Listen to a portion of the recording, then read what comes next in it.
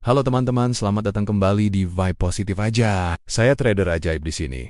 Dan hari ini kita akan membahas satu hal yang mungkin bikin banyak orang bingung sekaligus cemas. Kenapa Bitcoin diprediksi bisa turun sampai ke $74.000? Padahal hari ini, tanggal 20 November 2025, Bitcoin masih ada di sekitar $88.000. Memang sih, harganya sempat anjlok tajam dari $98.000 kemarin. Tapi kenapa analis malah menargetkan angka yang lebih rendah lagi? Dan yang lebih mengejutkan, kenapa Michael Saylor, orang yang paling bullish soal Bitcoin, justru ikut memberikan peringatan tentang adanya risiko jangka pendek? Tenang, kita akan kupas tuntas semuanya di sini. Pertama, mari kita lihat kondisi Bitcoin saat ini. Harga sekarang berada di kisaran $88.000 setelah mengalami penurunan lebih dari 10% dalam 48 jam terakhir. Kalau kita perhatikan data, volume penjualan jauh lebih tinggi daripada volume pembelian. Ini artinya, banyak sekali posisi long dengan leverage yang terlalu besar, akhirnya kena likuidasi besar-besaran. Ini adalah tanda jelas bahwa pasar sedang kehabisan tenaga untuk naik sementara waktu, dan fase koreksi sedang berlangsung. Ibaratnya mobil yang butuh mampir ke pom bensin dulu sebelum melanjutkan perjalanan jauh. Nah, pertanyaan besarnya,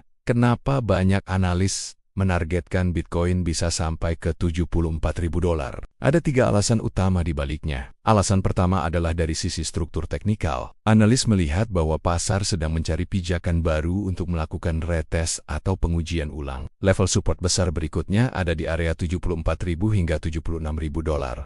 Kenapa area ini penting? Karena ini adalah zona permintaan yang kuat, sekaligus area breakout lama dari range di tahun 2024. Biasanya, pasar akan kembali menguji area kuat seperti ini sebelum melanjutkan kenaikannya. Jadi logikanya, Bitcoin turun dulu, ambil napas sejenak, baru kemudian lanjut terbang lebih tinggi. Alasan kedua adalah soal likuidasi leverage. Banyak sekali posisi long dengan nilai besar yang dibuka saat harga berada di antara $90.000 hingga $98.000. Ketika pasar turun sedikit saja, posisi-posisi ini langsung berjatuhan. Ada yang kena stop loss, ada yang kena likuidasi, dan ini menciptakan efek domino yang membuat harga turun semakin dalam. Jika tren ini terus berlanjut, target koreksi yang wajar memang berada di sekitar angka $74.000. Ini seperti bersih-bersih pasar dari para spekulan yang terlalu berani.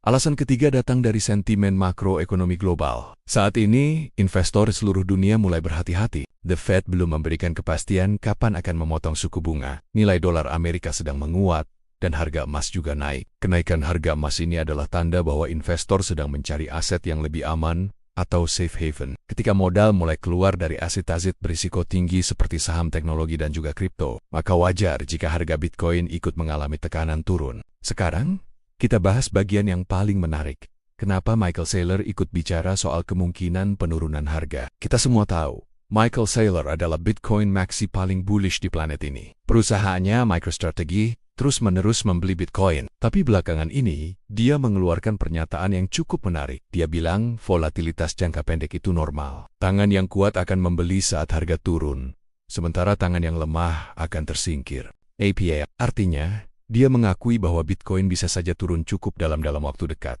Meskipun dalam jangka panjang dia tetap sangat bullish. Dia bahkan menyebut bahwa penurunan besar seperti ini sebenarnya sehat untuk pasar. Kenapa? Karena ini akan membersihkan pasar dari para pemain yang menggunakan leverage berlebihan dan spekulan yang lemah iman. Ini adalah pertama kalinya kita mendengar Saylor seolah-olah terdengar bearish untuk jangka pendek. Ini menandakan bahwa dia sadar betul.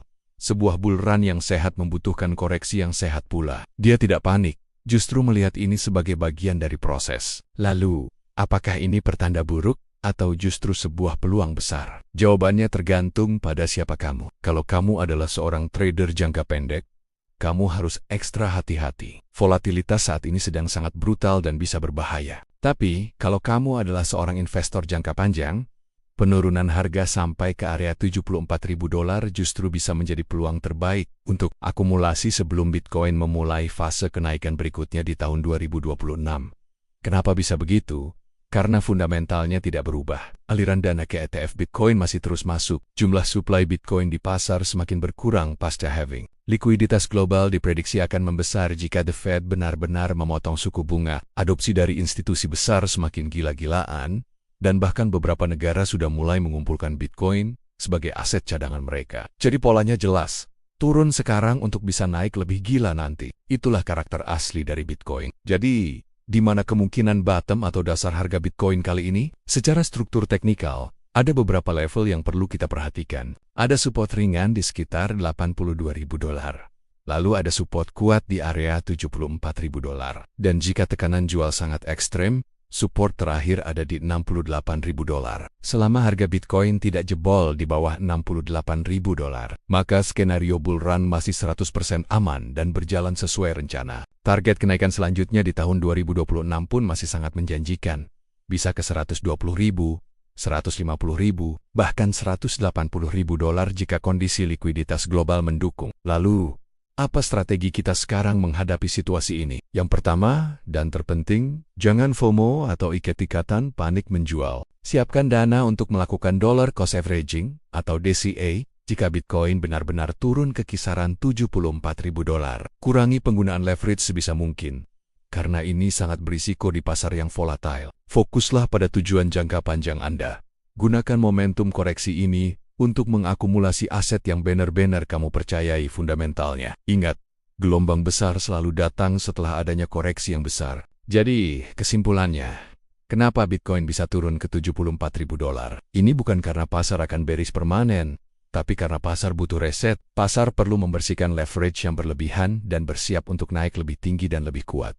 Bull run itu bukanlah sebuah garis lurus ke atas. Ada fase naiknya, ada fase turunnya. Yang paling penting adalah kamu tahu arah besarnya kemana. Terima kasih sudah nonton di Vibe Positif aja. Semoga analisa ini bermanfaat buat kalian semua. Jangan lupa untuk tekan tombol like, subscribe, dan aktifkan lonceng notifikasinya biar kamu nggak ketinggalan analisa kripto terbaru dari kami. Sampai jumpa di video berikutnya.